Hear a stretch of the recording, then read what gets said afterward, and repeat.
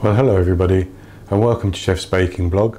Today I'm going to be making another Kladdkaka. This is a sticky Swedish chocolate cake, and for that I've greased and lined an 8-inch springform pan. And I have some cocoa powder, sugar, flour, eggs and vanilla extract. The additional ingredient that I'm going to put in to make this one a bit different is some glace cherries, which I've chopped in half. I've also washed them and dried them to get the stickiness off, just so that they're easier to use later on. So, and I have 100 grams of unsalted butter, which I've melted in a saucepan here. And this is a one pot recipe, so everything goes into a single pot. So having melted the butter, I'm going to pour the sugar in, and that's 200 grams of caster sugar. You could use granulated, it would be fine. Give that a bit of a stir around, and then I have 2 large eggs. In the US that would be extra large, I think. I'm going to pour that in and give that a stir around to get that all combined.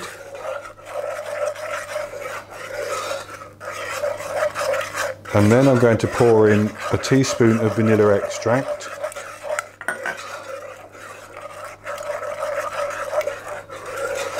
And I have my oven preheating to 180 Celsius.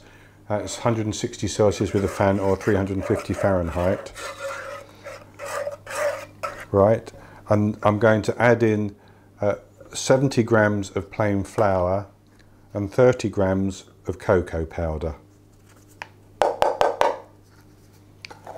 And I'm just going to stir that around as well to get it all combined.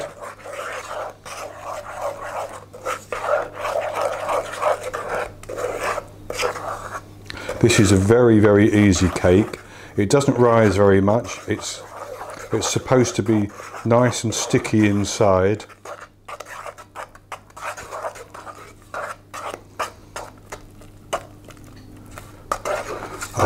And in fact, the Swedish versions that I've seen tend to end up even more sticky and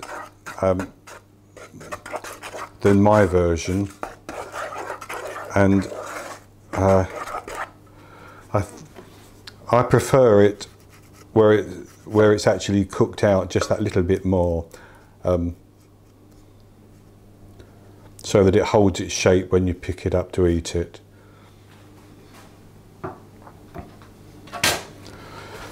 So I'll just scrape down the excess flour and cocoa powder, make sure I've got that mixed in,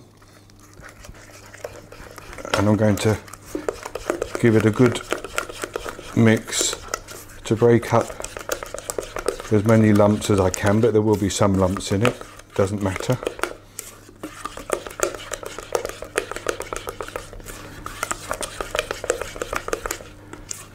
And then I'm simply going to pour it into the cake tin.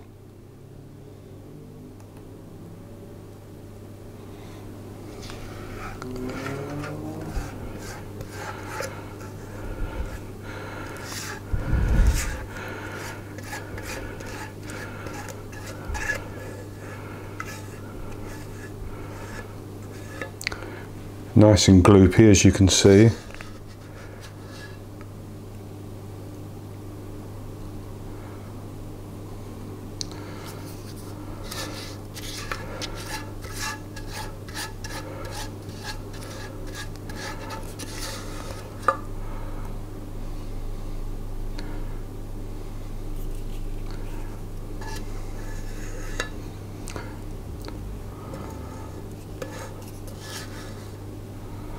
And with that in the tin, you don't have to flatten it or anything, it will find its own level because it's so liquid. And then I'm just going to take these cherries and drop them on the top. They will sink, it's fine. I just wanted to give it a bit of extra flavour and a slightly different texture as well, which you'll get. I actually did thaw out some frozen cherries, but I decided I couldn't use them because they would be far too wet. I mean, I drained them and tried to dry them, but they're still very, very liquidy. So instead, they have become a topping on my muesli in the mornings. They didn't go to waste.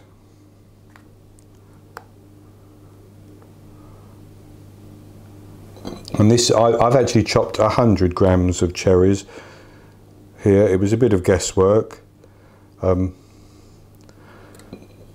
I think 50 may actually have been enough, but 100 will be fine.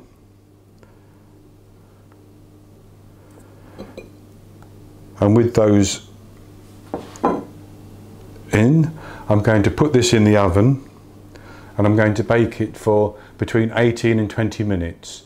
It won't rise very much, it will rise a little bit, and it should cook through and hold itself together, but still be very, very sort of moist and sticky inside. So once that's done, I'll take it out and cool it down, and then I'll come back and show you the result.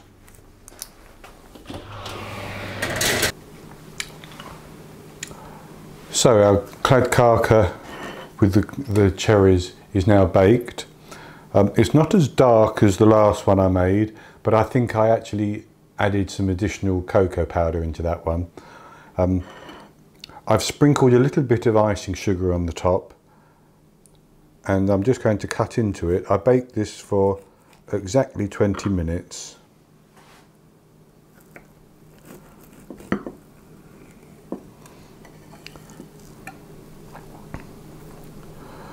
And as you can see, it's lovely and dark inside and very, very moist indeed.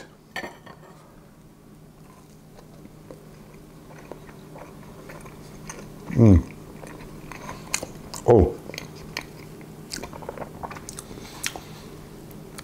that is simply heavenly. As well as that rich chocolate flavour, you get the cherries, which adds a different texture. So the moistness of the chocolate, which is all gooey, and then the slight crunch, it's not a crunch, but a soft crunch of the glacé cherries as well. It really does taste very good.